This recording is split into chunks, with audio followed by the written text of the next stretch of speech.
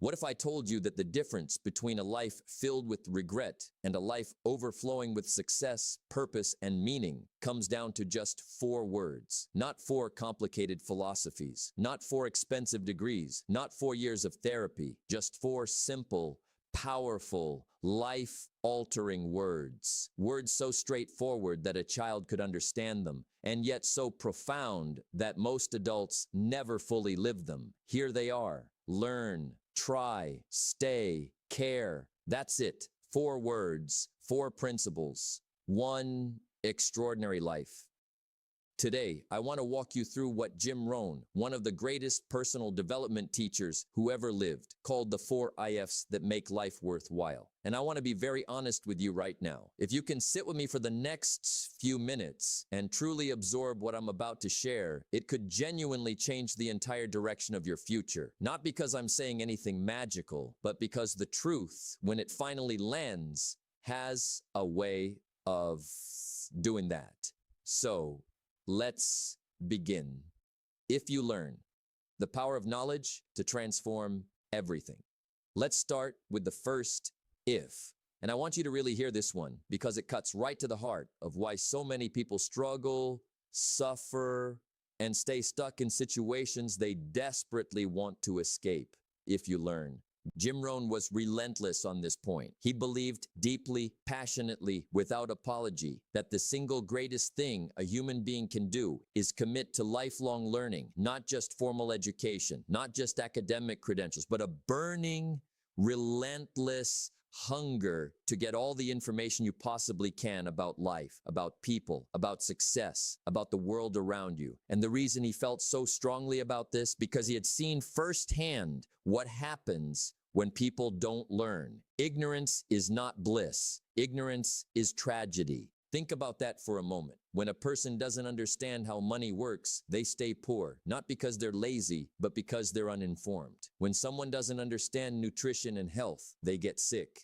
Not because they're weak, but because they lack the knowledge to protect themselves. When a person doesn't understand how relationships function, how communication works, how trust is built and broken, they end up lonely, disconnected, wondering why the people they love keep drifting away. Ignorance creates poverty. Ignorance creates illness. Ignorance creates broken families and wasted potential and lives that never quite reach what they were meant to be.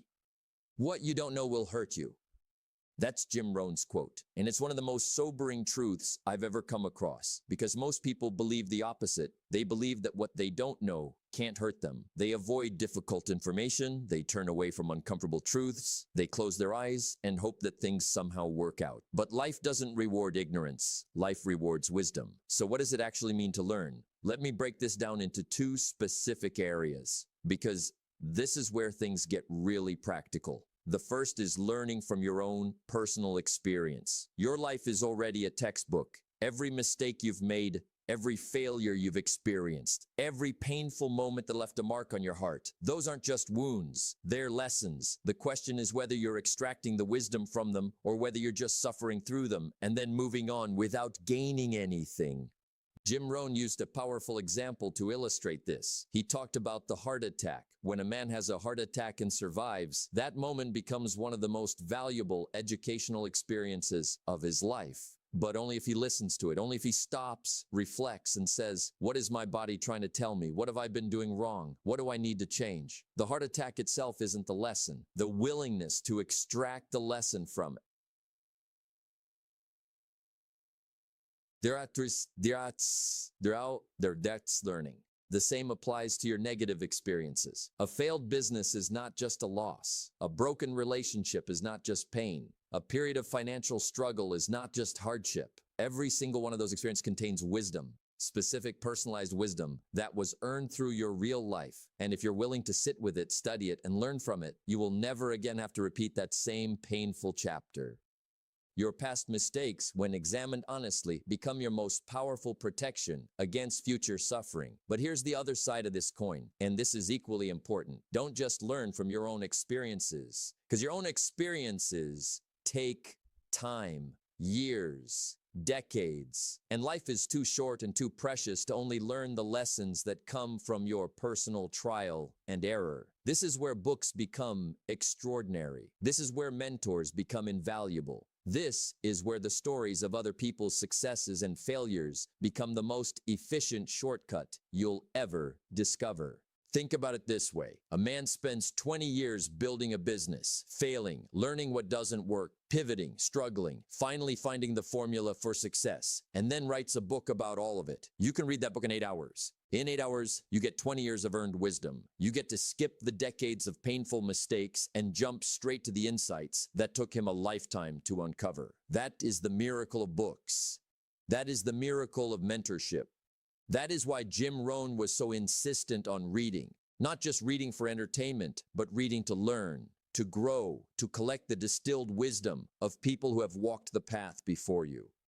Learn from successful people. Study what they did right. Understand the habits, the mindset, the daily disciplines that carried them from ordinary beginnings to extraordinary outcomes. And then, this is something most people miss. Learn from people who failed too. Because failure contains just as much wisdom as success, if not more. A man who lost everything and rebuilt his life will often give you more actionable, hard-won insights than someone who has always had things go smoothly. The point is this: knowledge is not a luxury. Knowledge is not something you pursue when you have extra time. Knowledge is the foundation upon which everything else in your life is built.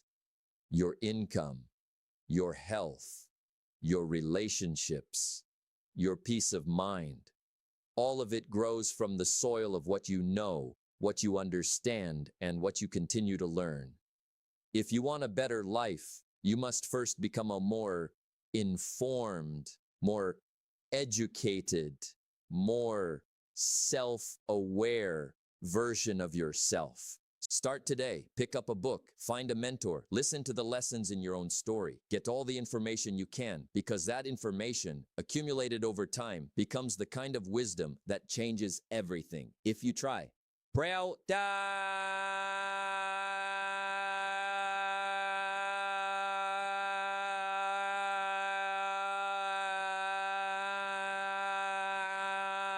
Now, so here's where it gets uncomfortable for a lot of people, because many people learn. They read the books, they watch the seminars, they listen to the podcasts, They take the online courses, they highlight passages and take notes and nod their heads in agreement with powerful ideas, and then they do absolutely nothing with any of it. And this is where the second IF becomes critical. If you try. Knowledge without action is nothing more than expensive decoration. You can have the most brilliant mind in the room, the most thorough education, the most comprehensive understanding of how success works. And if you never take a single step forward, if you never put any of it into practice, it means nothing.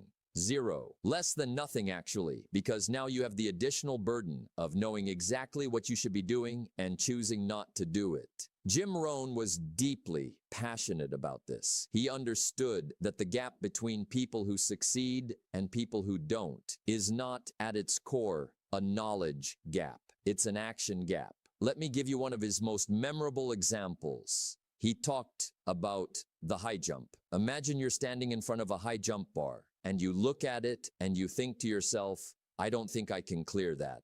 That looks too high for me. I've never done this before. What if I fail? What if I knock the bar down? What if I embarrass myself?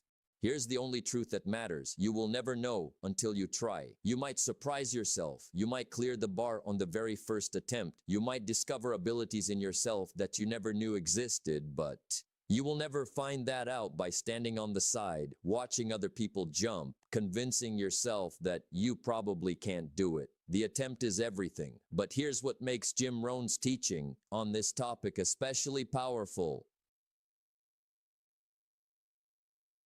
and especially honest. He didn't sugarcoat it. He didn't promise that your first attempt would be successful. In fact, he shared his own deeply personal story to illustrate exactly what trying can look like in the real world. When Jim Rohn gave his very first public speech, it was, by his own admission, terrible. He was nervous. His hands were shaking. His thoughts were scattered.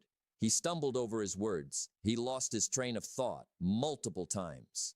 The presentation was awkward. uncomfortable, and far from impressive. And here's the thing, he knew it. He walked off that stage knowing that it hadn't gone well. He could feel it, but he didn't quit. He got back up. He prepared again. He studied what had gone wrong. He practiced. He improved. And then he tried again and again, tried and again. Each attempt made him better. Each attempt taught him something that no book, no seminar, no amount of preparation could have taught him. Because there are certain things you can only learn by doing. There's a kind of knowledge that only comes from being in the arena, from making the attempt, absorbing the feedback, adjusting, and trying again. This is what separates the successful from the unsuccessful more than anything else. Not brilliance, not talent, not lucky circumstances. It's the willingness to try, and to keep trying even after the first attempt doesn't work out the way you hoped. Failure is not the opposite of success. Failure is part of the process of success. Think about every skill you currently have that you're proud of. Think about the things you do well, whether that's in your career, your relationships, your hobbies, your craft. Were you naturally brilliant at those things the very first time you tried? Of course not. You were probably awkward, probably clumsy, probably far from the standard you eventually reached. But you kept trying, and with every attempt, you got better. The skill deepened, the confidence grew. The competence expanded. That is what trying does. It doesn't just create results, it creates capability. It builds the version of you that is capable of achieving things the current version of you can barely imagine. But you have to start. You have to make the attempt. You have to face the fear, do it anyway, and trust that each imperfect attempt is moving you closer to where you want to be.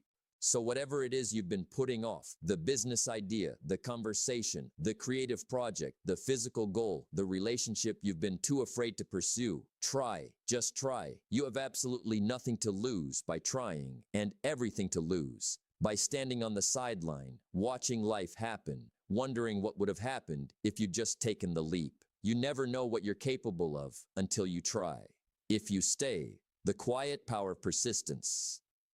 Now we come to what I believe is the most underrated principle of all, the one that most people agree with in theory but abandon in practice, the one that separates those who eventually achieve extraordinary things from those who accumulate a long list of almost started, halfway finished, nearly there stories. If you stay, here is one of the most honest observations Jim Rohn ever made about human nature. Most people quit too early, not because they lack talent, not because they lack intelligence, not even because they lack desire. They quit because things get hard, and when things get hard, the discomfort whispers to them that maybe this wasn't meant to be. Maybe they should try something else. Maybe success is for other people. And so they leave, they walk away, they start something new, and the cycle begins again. Jim Rohn used the farming metaphor to explain this with beautiful simplicity. A farmer plants his seeds in the spring, and then summer comes, and summer is long, and summer is hot, and summer is the season of waiting, of tending, watering, weeding, and watching, with no immediate reward. The harvest isn't here yet. The proof isn't visible yet. All you can see is soil and sun, and the seemingly endless labor of maintaining something that hasn't yet produced anything. And this is exactly where most people give up. They plant in the spring, they start the business, begin the diet, commit to the relationship, launch the creative project, and then summer arrives, and it's hot, and it's hard, and nothing dramatic is happening yet. And they think, maybe this isn't working, maybe I made a mistake, maybe I should try something different. So they leave before the harvest. They abandon the very seeds they planted. Right before they were about to break through the soil, they walk away from the return on the investment they already made because they weren't willing to stay through the uncomfortable season of waiting and working. Think about that. The farmer who quits in summer doesn't just miss the harvest for that year. He loses everything he invested in the spring. All the preparation, all the planting, all the early work, gone. Not because he failed, but because he didn't stay. Jim Rohn also used the example of a sports game to drive this point home. Imagine you're at a game and your team is losing at halftime. A significant portion of fans stand up and leave. They decide the outcome is inevitable. They decide that it's not worth staying around to see if things turn around. And then the second half begins, and something incredible happens. The team mounts a comeback. The energy shifts. The momentum changes. Point by point, the gap closes, and in the final moments, your team wins, and you missed it because you left, because you decided the outcome before the game was over. This is what so many people do with their lives. They judge the result before the story is finished. They look at where they are right now, struggling, uncertain, not yet seeing the rewards they hoped for, and they decide the game is already lost.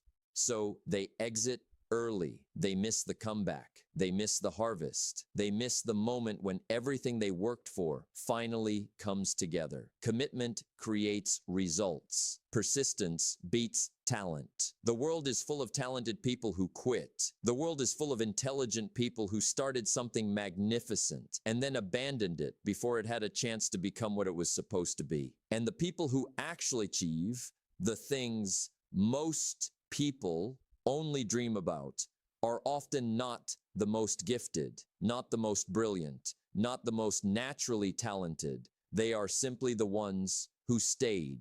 They stayed when it was hard. They stayed when others were leaving. They stayed through the seasons of uncertainty and discomfort and slow progress and no visible reward. They stayed because they understood something profound, that the seasons always change.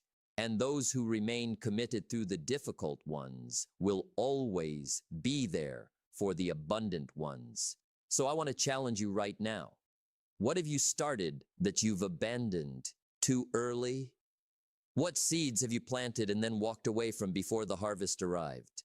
What commitments have you made to yourself, to your goals, to the people you love, that you've quietly stepped back from because it got harder than you expected? See it through. Stay through the uncomfortable middle. Stay when the progress feels invisible. Stay when doubt and discouragement come knocking. Stay until the game is over, because the most extraordinary chapters of your story are often written in the second half, long after the people who left would have given up hope. Finish what you start. Honor your commitments. Trust the process and stay. If you care, the extraordinary engine of deep passion. And now we arrive at the fourth IF. The one that in many ways determines the quality of everything else. The one that separates average performance from extraordinary performance. Ordinary lives from remarkable lives. Going through the motions from living with genuine purpose and fire, if you care. This one is deceptively simple. Of course you care, you might say. Of course I care about my goals, my family, my work, my future. But Jim Rohn's message here was much more precise than that. He wasn't talking about a general background level of caring. He was talking about deep, burning, relentless, can't sleep because of it caring. The kind of caring that changes your behavior. The kind of caring that shows up in your daily choices. The kind of caring that other people can actually feel when they interact with you. Because here is the uncomfortable truth about caring. Most of us operate on a level of caring that produces average results. And average results, by definition, will give you an average life. If you care a little about your health, you'll make decent choices most of the time, and you'll have a reasonably healthy body. If you care deeply, passionately, consistently, with genuine conviction about your health, you'll transform your body, your energy, your longevity, and your vitality in ways that the caring a little version of you could never achieve. If you care a little about your work, you'll show up, do the tasks, collect a paycheck, and be largely forgotten. If you care deeply, if your work genuinely matters to you, if you care about the quality of what you produce, if you care about the people you serve, you will become extraordinary at what you do, and people will remember you for it. The same principle applies to every domain of life. Average effort produces average results. It's not a judgment, it's simply math. When you give your craft or your relationships or your health a 5 out of 10 effort, you'll get roughly a 5 out of 10 result. But when you care enough to give everything you have, when you bring your full attention, your full energy, your full commitment, the results can be extraordinary, not just good, not just above average, genuinely, visibly, unmistakably extraordinary. Jim Rohn summed this up with breathtaking simplicity. If you care enough, you can get extraordinary results. Not maybe, not possibly, you can. It's a guarantee, because caring is not just an emotion, it's a fuel. It's the engine that powers consistency. It's the force that makes you do the work on the days you don't feel like it. It's what separates the people who say they want something from the people who actually achieve it. Think about the people you've met in your life who are truly extraordinary at something. The teacher whose classes you still think about years later. The colleague whose work always seems to exceed everyone's expectations. The parent who somehow made you feel completely seen and loved even in your worst moments. The mentor whose advice still guides your decisions today. What did all of those people have in common? They cared deeply, genuinely about what they were doing, about the people they were doing it for, about the quality of the experience they were creating. You could feel it. It wasn't a performance. It was real. And that real caring is what made them extraordinary. Not superior intelligence, not unusual talent, not exceptional circumstances, just genuine, deep, unwavering caring. And here's what makes this so powerful. Caring is a choice. You can choose to care more deeply. You can choose to raise your investment in what you're doing, to give more attention, more thoughtfulness, more of yourself. And when you make the choice consistently, the results begin to reflect it. Care about your goals, not as abstract concepts you've written on a vision board somewhere, but as real, living, urgent priorities that shape your daily behavior.